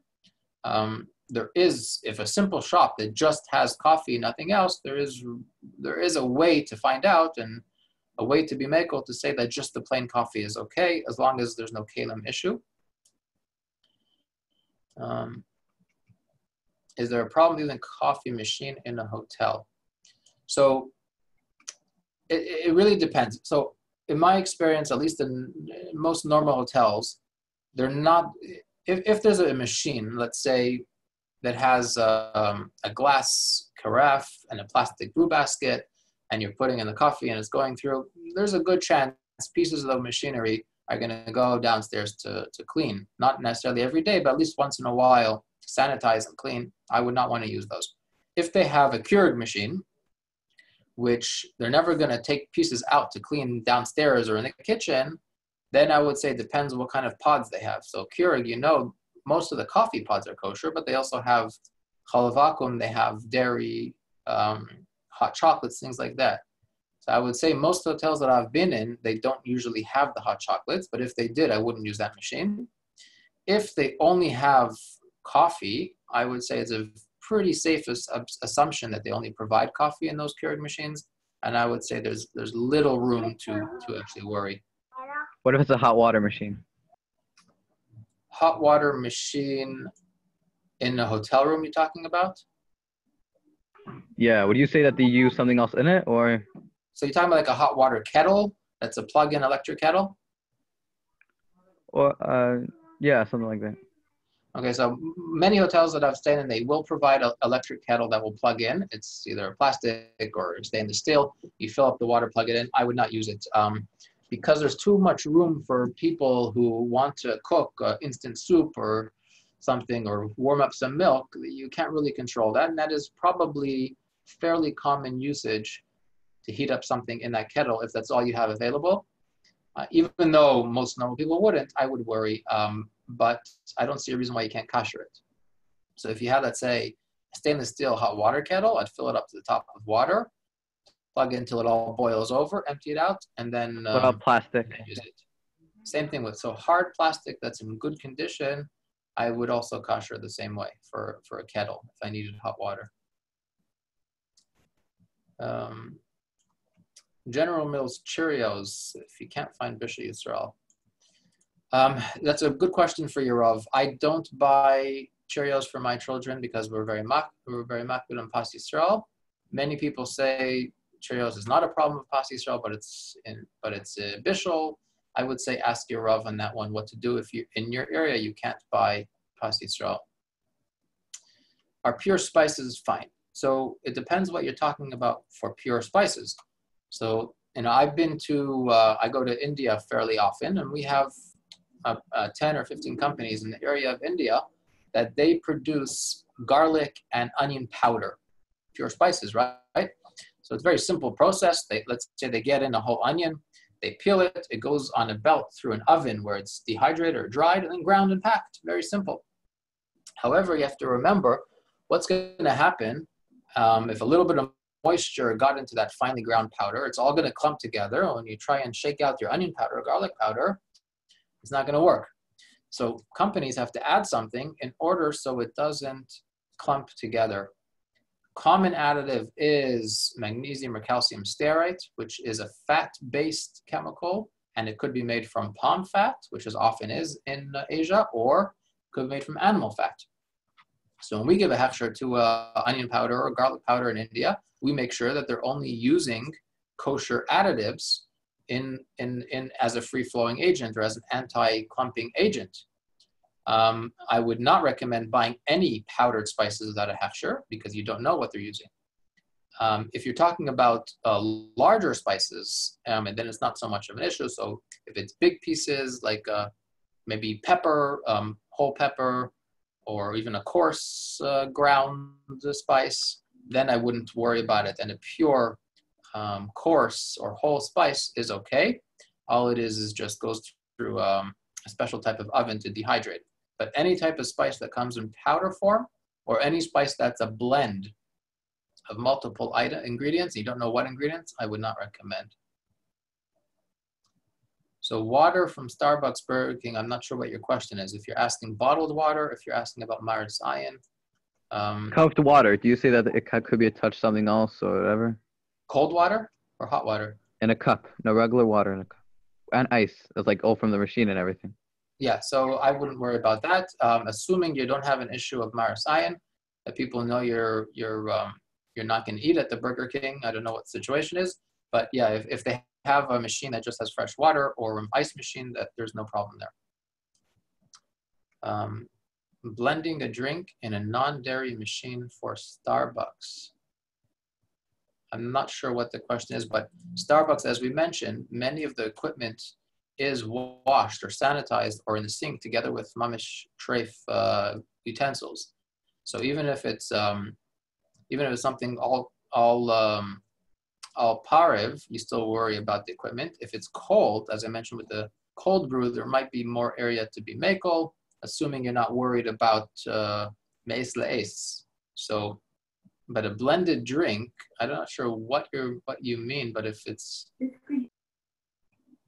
like if you buy a drink from Starbucks and you give it to them, they put it with ice and they blend it in a machine.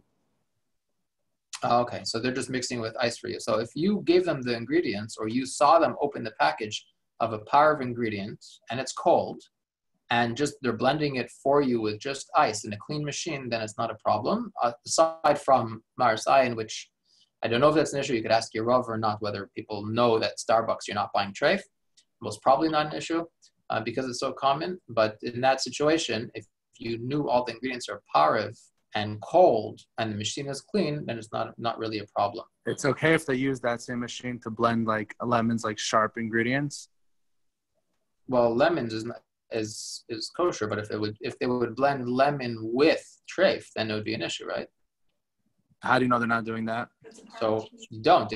I'm not really that familiar with Starbucks drinks, but if they do have drinks that have davar charif in there, and potential challah vacuum or treif, then yeah, that I wouldn't want to use that that blender. It's still not really an issue with the ingredients you gave them because you verified that it's clean and cold, right? Unless what you gave them is also davar charef. So I would think it's not really, I mean, I don't know what drink you're giving, but if you're giving them, let's say, a juice, not davar charef, cold, I would think it would be okay.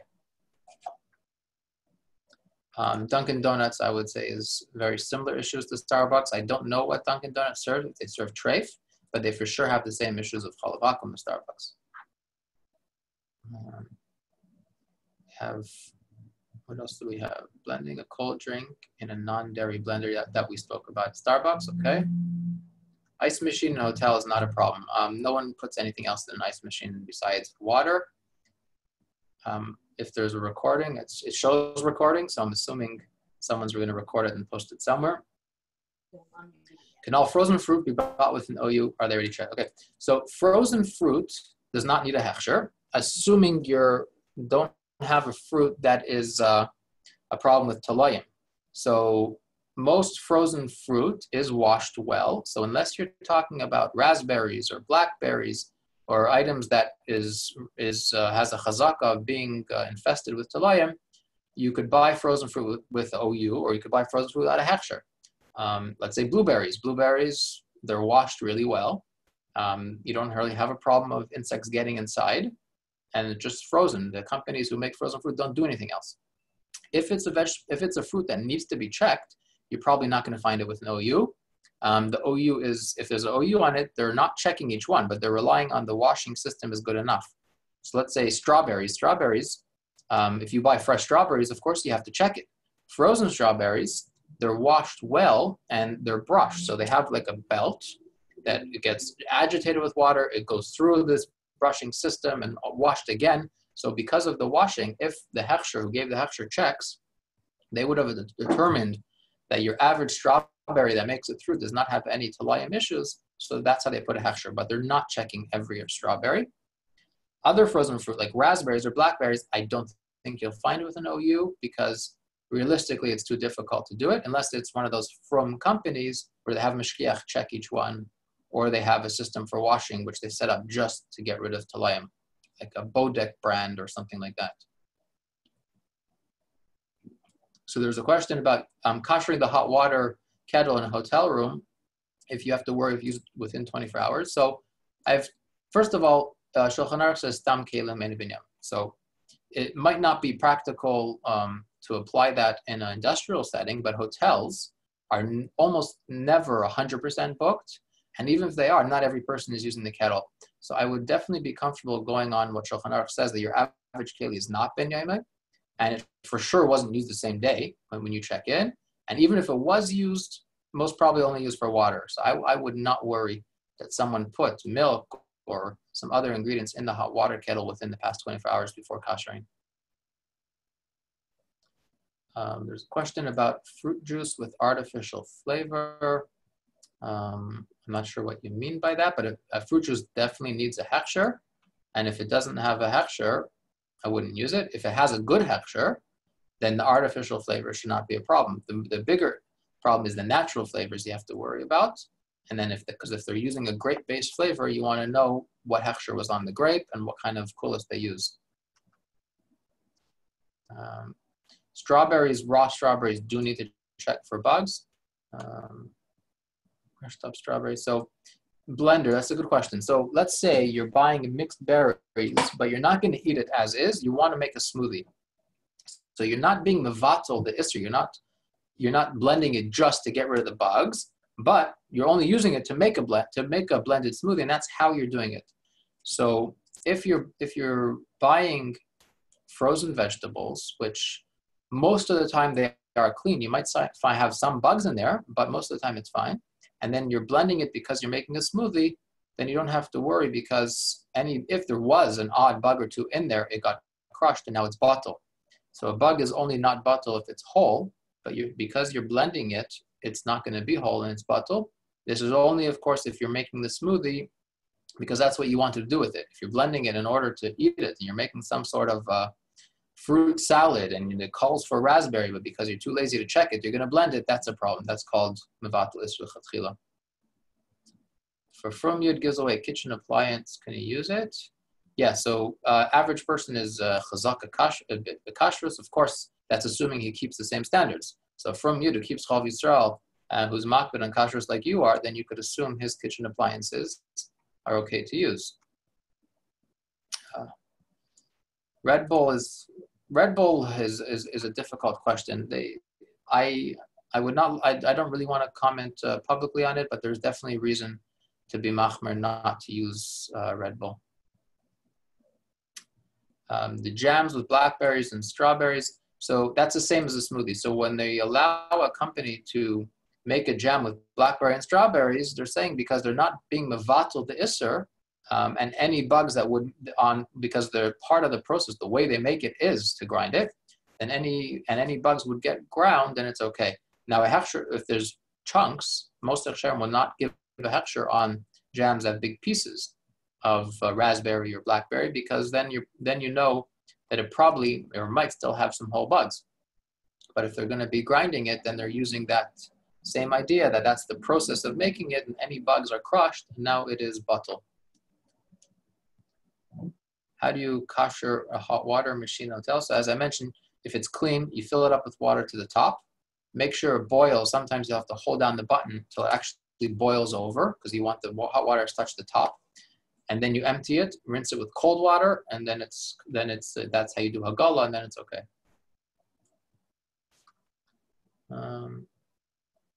How do you check? What do you mean boil over? So you want the water to actually boil over the top, right? Because otherwise the top area is not going to be kosher. So how do you make sure the water touches everywhere? You fill it up past the maximum line, put some towels around it so you don't make a big mess, and you hold it down the boiling until the water starts to take out the water and then pour it over? Sorry?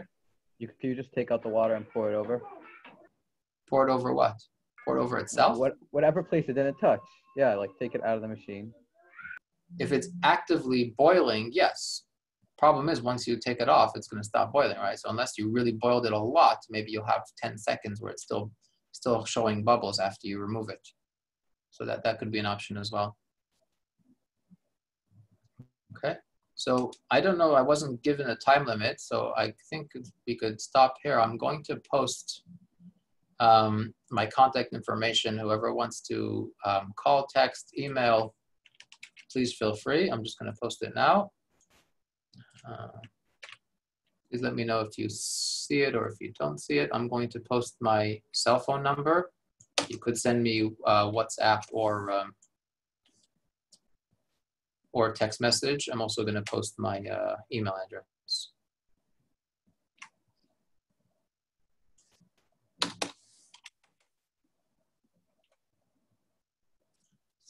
Public. Does everyone see that?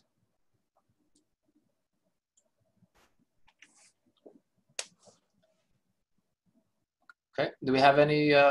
Thank you. All right. Thank you, everyone, for joining, and I look forward to hearing from you.